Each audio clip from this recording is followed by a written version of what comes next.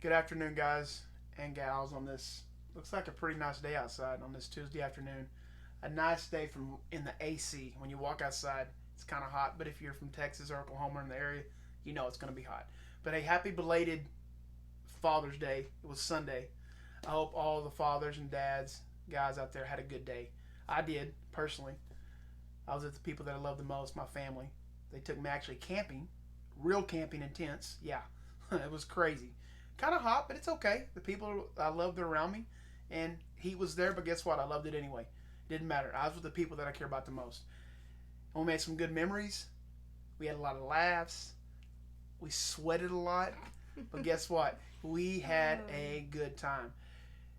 And today, I wanted to practice what I preach because I always tell you guys you need to rest and take time with your family. And so we were going to do something Saturday. Nah, not going to do anything Saturday. We're not going to do anything Sunday. Guess what? We're not going to do anything Monday. We're going to wait and rest and be with our family. And that's what we did. We practiced what we preached. And so today, I kind of want to talk about, what a good dad, a good father is to me and what it is to her. She's going to share stories about her dad. I'm going to share stories about my dad. And like I said, we've all had different experiences, but we're just going to share our experience. It's all we know. And so, carry on. So, as far as I was going to say, some of you don't know, my parents were divorced when I was young.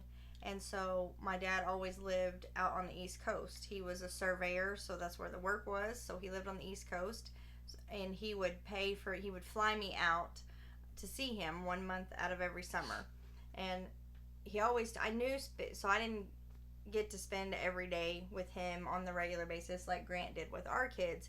But I always knew that spending time with me was a priority because whether it was his holiday or whether it was that month out of every summer, I knew that that was important to him. And as I got older, he would tell me that the first thing he did when he went to a new job was to start putting money back to fly me out for the summer. So I knew it was always a priority.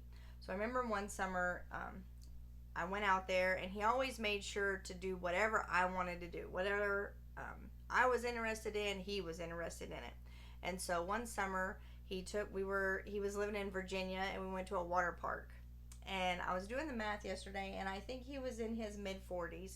So we go to this water park, and a long time ago when those straight down slides were becoming a thing, you didn't do it just on your bare body, you know how they do now. You just cross your arms, cross your legs, and you go. Well, back then you had to be on like this plastic sled thing. So at the top of the slide, it had these rollers, and you got your sled on the rollers, and then they'd ask if you're ready, and it would tilt and be even with the slide, and you'd take off. Well, apparently, so I take off, and then Dad comes down a couple minutes later, and he's hooping and hollering, Dana, Dana! I was like, are you okay, Dad? What does the matter? Well, apparently, the girl doing his was not paying attention. She's like, oh, you're ready? Yeah, good, okay. And so his sled was like back on the end of the rollers, and so when she said, okay, we're ready, and she went to flip it up, his sled was on the back. So it flipped him up, and he was airborne through half of the slide. And so he didn't hit the slide until halfway down. And so he's hooping and hollering. He said, I thought I was sure going to die. And so anyway, he was hooping and hollering, but he stuck it out. And we stayed at the water park the rest of the day, and we had a good time. I'll never forget him hooping and hollering at the end of that slide. But he did it. He took one for the team because he knew I was excited about doing it. I can't believe her dad went to a water park. He did. Wow, he didn't like the kind of water park kind of guy. Yeah. He just didn't. Oh man, so many stories. I was trying to think of a funny one. I have a funny one. My brother may not appreciate this. I'm sorry if he listens to this. He doesn't appreciate this, but I remember. My dad was a preacher, and we drove the church bus to pick kids up. And in the days we didn't wear seatbelts. We could just sit in the seats, and my brother was in the front seat. We worked together. We were picking up kids, and I guess we got in the church bus, and my brother supposedly shut the church bus door, but it wasn't shut all the way. Not knowing my dad didn't know this, he takes off down the road. Hear me out. It wasn't down the highway at 65. It was down a city road. We're not going that fast, and I remember my brother. hear this yelling. The windows were down because, anyway, and we look over, and my brother is, the door's open, and he's hanging, yelling, "Stop! Let the door shut and open!" And I'm laughing. Shouldn't be, because it's tragedy. I thought, it wasn't going probably 35. Let's be honest. Goodness, that's still fast to be hanging out. Anyway, but he hung on the whole time till we stopped and shut the door. And I just remember my brother freaking out. And I don't know if my dad laughed or not. He probably laughed. And probably was mad at first. Anyway, it doesn't matter. But I just thought about that was funny because my brother was yelling. We look over and he's hanging on the door, swung open. I'm like, oh dear God, the door's wide open, swinging, and he's on it, right? Anyway, sorry Ryan for that story, but I just thought it was funny. That's funny. Anyway. Are you going to tell something about your dad? That was about your Oh, brother. that's my brother. Yeah. He's a good dad too. My brother's a good dad as well. He's got 4 little ones. Little ones, yeah. Big ones now. They're not little. No, they're not little. They're almost grown like mine. Anyway, now my dad. It's hard to tell funny ones because my dad was he was funny, but yet he was, I don't know how to say it, he was really like competitive. And so when we played games, I can hear my dad saying, "It's only fun if you don't keep score." That's my dad's philosophy. If you keep score, I've never heard you say that if you keep score, the fun's over. It's true. And as I got older, I understand that. Mm-hmm. If we're going to keep score, I want to win. In his eyes, he wants a W every time. There's no losing. We can't lose, right? Anyway, competitive. He taught me all I know about baseball. And I remember outside in the backyard, we'd always go out there and practice, just the basics in baseball. Because it's important to him. And anyway, it's important to me now. And I remember going out there, and if you know about baseball, the baseball players have a batter's box. And they got to be in that box when they bat. No, if you don't know what I'm sorry if you don't know about it. I'm not going to teach you a lesson about baseball now. But ask somebody and they'll tell you. There's a batter's box, and you stand in the batter's box. And my dad would tell me, if you get out of this box and I pitch the ball, I'm going to hit you with the baseball. But knownst to me, I laughed, which I shouldn't laugh because my dad takes it serious, way over the top serious. I said, he's not going to hit me. So the ball was coming close, and so I just backed up out of the box.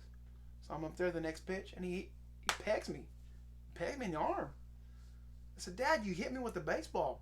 And he said, "I told you not to step out of the batter's box, or I'm going to hit you." Well, since that time, I never moved. And he actually taught me, if a ball's coming at me, to turn. That hit my body. Turn. Just turn. Sometimes you can't get out of the way of a baseball. Just turn. It'll be all right. It'll only hurt for a little bit, he said. It only hurts for a minute. And to some people that seems, well, that was really hardcore. My mom thought the same thing. You could hear her inside the house yelling, "Dinner's ready. Y'all can play ball later." My dad would say, after he hits this baseball, or after he catches pop fly, or after he stops this grinder, we'll be in there. That's the kind of dad I was raised with. That's okay. I'm not mad about it. I like being competitive. I think it's fun being competitive. My family, my whole family is competitive. Yeah, a little bit. Yeah, to my daughter-in-law and everybody. They're all competitive, right? We want to win. I'm not apologizing for that. No. When you play, you want to win. Anyway, those are kind of things that I remember my dad. And those things were free. Those things didn't cost my dad anything. Just time, that's it. Yeah. And being a good dad is going to cost you time. But that's okay. You have time. Mm-hmm. You have plenty of time if you make time. And I encourage anyone that's a dad, wanting to be a dad, dreaming about being a dad, or is a dad, time is important.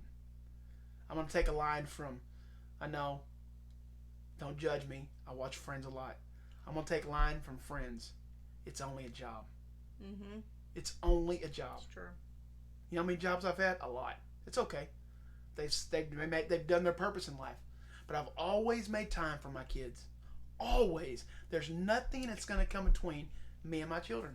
I refuse. And if it does, I'll go to the next thing. Mm-hmm. Will I not? It's true. I You've will. done it. I You've will. done And it. I've told bosses that. It's not being arrogant or cocky. I just make it up front when I have a boss. I make sure I understand my family is number one. When this gets in the way of my number one, got to move on. I'm not being arrogant. That's the truth. And we need to have the attitude, God, you've entrusted me. Hear the word. You've entrusted me with these little things, these precious things. It should be my job to take all the time I can to grow, teach, and train them, and to love them. And what better way to love them to show them you care with your time. It's true. It's true. Well, and as I got older, when I was grown, had my own family, and the best thing I remember about going to see my dad is he was always like, Tina, you work, you take care of these kids. True. He said, while you're here, if you want to lay on the couch, watch TV, you want to lay on the couch and take a nap, you just rest and enjoy being here, and I'll take Jazz to the photo shop, and I'll let Broderick ride the four-wheeler. Like, he was always going to entertain them so that I could just relax and just chill out, because he knew the importance of just time and rest. And so I just remember, and fast, it was kind of like a double, I don't know, it served two purposes. Mm-hmm. I got to rest, and my kids remember all the things they got to do with their moms. Oh, true story. Like, Jazz talks all the time about going to the photo shop, and Broderick talks about riding the four-wheeler. Like, Yeah, you even said one time he ran it almost into the pond, and Almost. thank goodness Pops Sure, didn't sure know, thing. because you went and saved me. Mm-hmm. I saved from getting in trouble, so yes. So, I mean, he was time was important to him. And we didn't have to be doing anything. He would always ask us what we wanted to eat when we went to visit. And it was usually either spaghetti, burgers, or pizza. If it was spaghetti or burgers, he was going to make it. If it was pizza, he was going to order it from the place there in town at the Quick Stop. And when he would make the burgers, him and I would sit in his driveway in lawn chairs, just talk about life while he grilled the burgers. So it's just time. Just take the time. So this weekend with our kids, and this just little side note here, I think this is the first Father's Day. Correct me if I'm wrong. No, you're not This wrong. is your first Father's Day that you actually got to just concentrate on your family and didn't have to worry about anything else. Am I wrong? No. Okay. And that's the way And- that God and intends so it to be. That's I'm why sorry. I know we had said we're going to drop new episodes on the weekends, but we just decided this weekend we weren't doing it. Again, I had this grandiose plan. We knew we were going to be together with the family, and I was like, you give a memory about your dad, you give a memory about your dad. And it was going to be this whole thing to interview the whole family and, give memories about their dads. And we were just so enjoying being together. We were. And I was like, why are we going to mess this up just to check off a box and keep a schedule? It wasn't worth it to us. And again, this is the first time that Grant has had a Father's Day where he didn't have other obligations, other things to worry about. We could just concentrate. Y'all, we were in the middle of a river on Father's Day. Yeah, we were. We got up, we all went and got food, and then we lathered up with sunscreen. Apparently not enough, because we all look like some lobsters, True story. except for Miss Priss. So apparently maybe we need to throw away all of the adult sunscreen and just use baby sunscreen. Maybe that's the ticket. I don't know. Jasmine Possibly. said, Mom, you need to throw our sunscreen away. It doesn't work. But we had a great time. We had a fantastic time. And, we had our river tubes under trees, and we're having a picnic sitting inside of our tubes under shade trees before we went to round 2 to float the river. And we just had a good time. And then Sunday night, we sent all the kids away, and we were able to have a night at the campsite to ourselves, because we both had off work on Monday. And so we literally just enjoyed our time. And that's the one thing I'll say. I know we're talking specifically about dads, but moms, dads, your family just wants your time. That's it. That's it. Even so, if you think about even the times that you've spent money to go on a trip, you don't remember that part of it. You remember the memories. Like, I remember our biggest memory from the first time that we took Broderick to Disney. It was when we knew we were fixing to try to have another child, and so we're going to do this big hurrah as one last vacation with him being an only child. And I had just graduated from college with my associate's degree, and we were going to celebrate that and Broderick being an only child for just a little bit longer. The two things that I remember most about that trip to Disney, he was 4, fixing to be 5 that next fall. Yeah, we were. And I remember we're the people that if we're gonna spend the money, we gonna get all the money's worth. And so if you've ever been to Disney, you know it's expensive. Granted, this was 18 years ago, so it wasn't as expensive as it is now. We had stayed off site, but that our hotel still had buses that went to the parks, and so it was like closed. So we went, y'all. I'm not making this up. From parks open, parks closed. We're there the whole day with a 4 fixing to be 5-year-old. So I remember at night, one of this other couple, Broderick's there. He's dancing somewhere. I can even dig out a picture. He's dancing at the bus stop, waiting for the bus. And or maybe it was in the morning. That's what it was. It was in the morning. He's dancing and waiting. It's on like day 2 or 3. And they said, man, we'd love to see if he's like this at night. I said, well, meet us back here at park closing and you'll see that he is. That kid went non-stop. Now, we got back to the hotel, fed him, bathed him. I think it might have taken 2 minutes for him to be smooth out. So I remember that. And then I'll never forget riding the Tower of Terror. Oh my gosh. We get on there. We knew what the ride did. And I remember looking at Grant and saying, wait, this doesn't have shoulder straps. I only have a seat belt. And I'll never forget when we got downstairs, and I still kick myself to this day for not buying those pictures. We got downstairs and we look. Grant's like, just all clenched up. Broderick's having a blast, and I'm like leaning towards Broderick, checking on him because I'm afraid for my child because there's no shoulder straps on this crazy ride. But again, I know we spent the money to go on the trip, but those aren't the things I remember about the trip. Now this trip this weekend, my big kids are probably going to remember that I was crazy about the life jacket because they kept getting mad at me because I wanted Oakland in a life jacket. So they're going to be like, oh, Mom in the life jacket. Well, that's okay. I'm Grandma. I get to worry. It's my job. That's who I am as a person. I'm the worrier, okay? It's fine. It's fine. So, but just spend time with your people. That's all they want.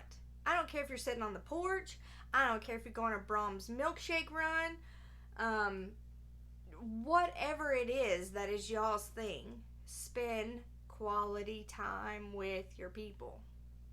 Yeah, I could tell you stories upon stories when we lived that little house in the great state of Oklahoma. There's a little hill there, and it's where the cellar was at, but it had a big hill there. Big hill. Hold on. It's not a big maybe 3 foot. It's a 3 foot, like a little, maybe not even that far. But it was Jasmine's hill. And that girl would get up on summer, winter, whatever. Summer would be a bike. She'd always go down to the tree line. This is in a grassy area. And she would love spending time on that hill. That was her hill. In the wintertime when icy and snowy, she'd get on a little sled and slide down all the way to the tree line and stop, come back and do it again. Continually doing that. That stuff's free, y'all. It doesn't cost me a penny to watch my kids do that. I remember specifically a time when we lived on the old highway, and I mean, it was old and it was icy, and there was nobody on the road, I promise, okay? But we had a sled, and we decided as me, Jasmine, and Broderick to get on a sled and see if we can make it all the way down, because down the hill was a bridge. Which led to a creek, mind you, but it's fine. Yeah, and fine. So, first we sent, me and Broderick apologize to Jasmine now, we sent the smallest and the way the less person down the hill first. And so I remember I give her a little push, and Broderick, ran and pushed her further, and I'm like, son, you got to stop her. She's going down the hill. And he runs as fast as he can and pushes her in the grass, and she stops. And then I remember we had a good idea. Hey, you know what? We can do like a sandwich here. And I got on the bottom, Broderick got on top of me, and Jazz on her, and we pushed off, and we went down this hill a long ways. My kids were yelling, laughing, having a good time, free. That didn't cost me a penny. Trampoline time. The trampoline cost money, but I can tell you what it costs. I couldn't even tell you. I don't even care what it costs. The time spent were free. Yeah. I keep coming back to this point. Get this. The money doesn't matter. You cannot get back your time. No. You can take that trampoline and get your money back on the trampoline at Walmart now. You could. Not now. It's gone, long gone. But you can get your money back on things. You can't get your time back. It's true. When your kids are grown, You can't get that time back. Man, I wish they were little. They're not. They're grown. My kids are grown. I can't go back in time and wish they were little. But I will tell you, I can't wait. I already see how my son, he's a father. You sit back and tell me, we're eating lunch and he's in the tube and Oakland's in there laying right beside him, sitting right beside him. I'm going, it's so cool to see your kids be parents. Like, he was built for it. Yeah. He was built to be a dad. Period. When he was little, all he wanted to do was be a dad. Mm-hmm. And then, that newsflash, all he talked about is being a boy dad. And now he's like, man, I love being a girl dad. Being a girl dad's awesome. It is awesome. I agree. And I was saying, I can't wait for my daughter, because she was built for this thing. She was built. The love she has, her strong willingness she has, everything about her is going to make her be a good mother. Period. Right? And I think they've seen me and Tina. They've watched us live our life, and they know what's important to us. And they see, you know what? It works for them. Yeah. Let's not reinvent the wheel. Yeah. Let's do what they do. Yeah. Right? And time is important to us. When we get time now, we've already vowed. When we have time now, we're going to do things together. Period. I'm not going to wake up 20 years from now and saying, I wish I should have done this. I'm going to do this. I'm going to show my family there's nothing more important than being with the people I love. Yeah. Nothing. Take it to the bank, cash a check. There's nothing. Yep. God has called me to be a husband and to be a father. That's what my calling is. And I'm going to do all I can to make sure I protect that. Right? And I don't know, I'm just going to stop there, because that's what it's about. So, on the flip side, because we all know, one day we're not going to be here. For sure. So, on the flip side of a father that's not here anymore, I stood at his funeral and spoke at his funeral, and to this day I said I have zero regrets, because we spent the time together. We went on those Brahms milkshake runs. We texted.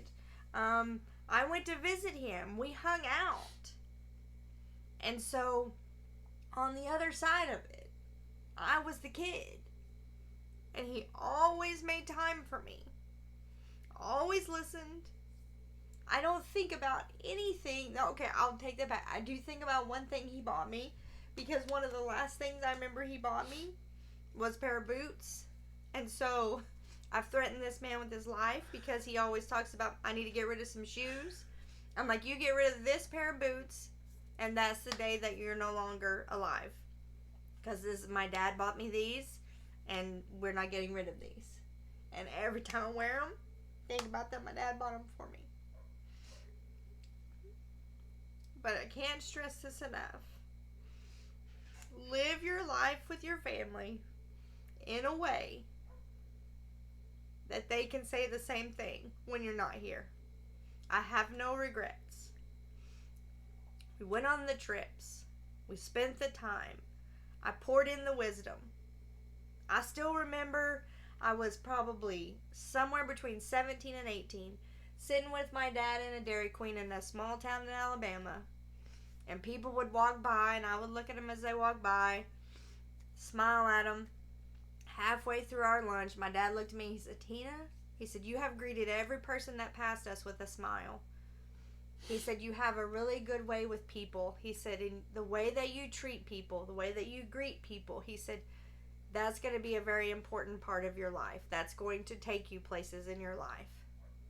Y'all, I am way older than 17 or 18 now.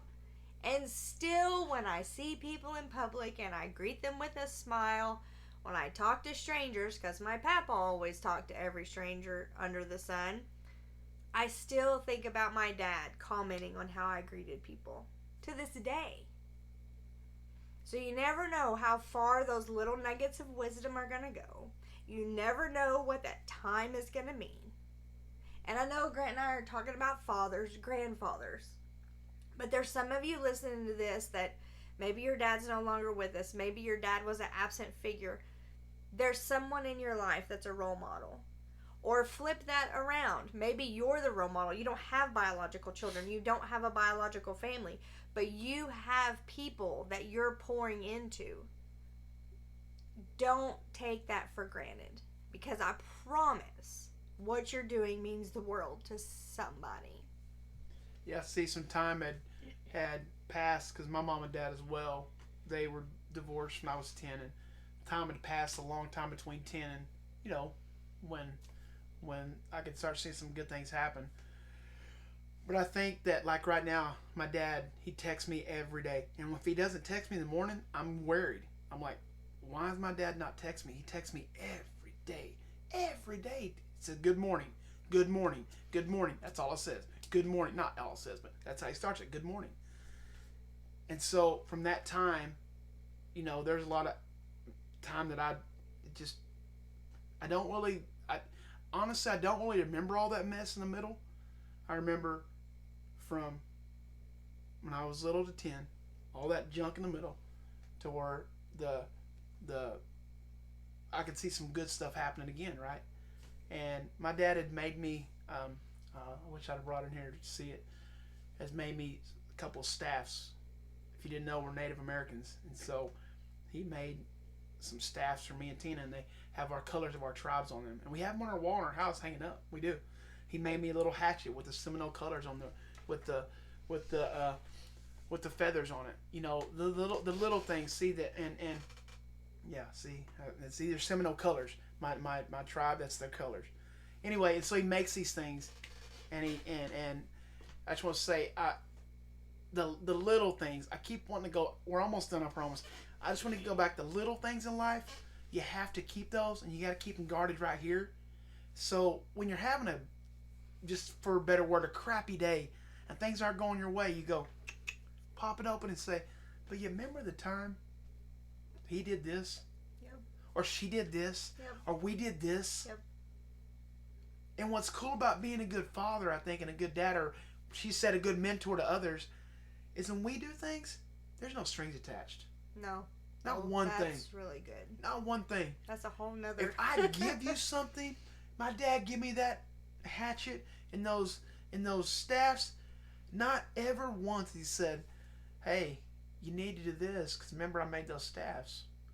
Nor would he ever. Nor would I ever tell my son that. Son, remember the time that I did?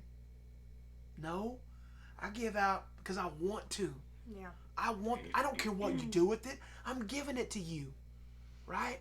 I've told my kids, if something happens to me, all this stuff's y'all's. You do what you want to with it. I don't care. You keep what you want, and what you don't want, do something with it. But I'm saying being good dads, even being good moms, being good people in general. Give it. That's it. Just give it. And you cannot bring your time back. So let's say that you've wasted time. Let's say that you've wasted a bunch of time. Don't try to go back and make it up. It's never going to happen. Start right now, today. Yep. If somebody you love is alive, hear me out. Somebody you love is alive, and you can call them, text them, see them, be with them. Do all in your power to make sure that happens. Because guess what? She said it. We're not always going to be here. No. And no, there's not a job, an organization. No.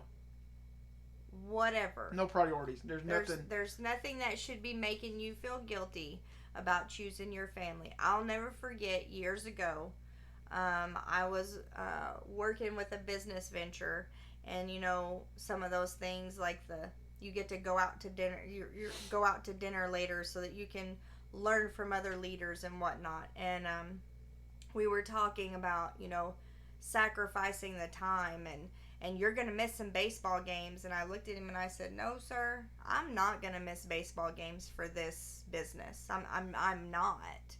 Well, sometimes that's just how it goes. I said, "Not in my house." No, it's not.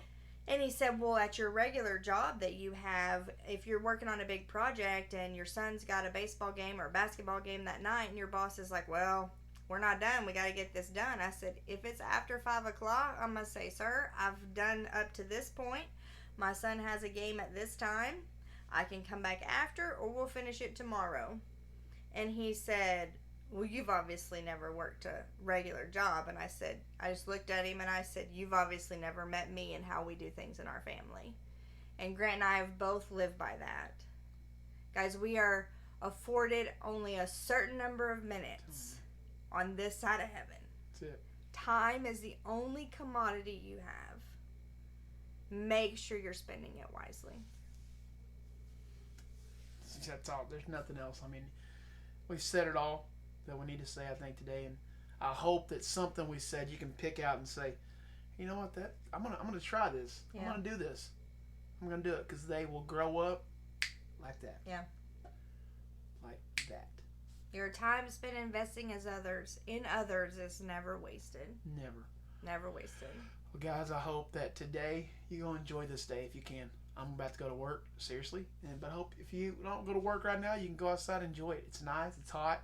It's Texas. What do we expect, right? Exactly. So, guys, have a great day. And we love you. And we hope that what we say and what we do helps somebody else. That's all. That's what it's for. To help you out. To give you some kind of hope. To give you, man, well, I can make this. Man, I can do this. Things will maybe be better one day. Yeah. That's what we're here and doing it for. We're not perfect. We don't have it all together, but we're still trying to do our best we can. It's accurate. So, guys, we love you, and thank you for listening, putting up with our crazy things, and we will see you the weekend, possibly. All right. Have a good day, y'all. Bye-bye. We love you. Thanks again.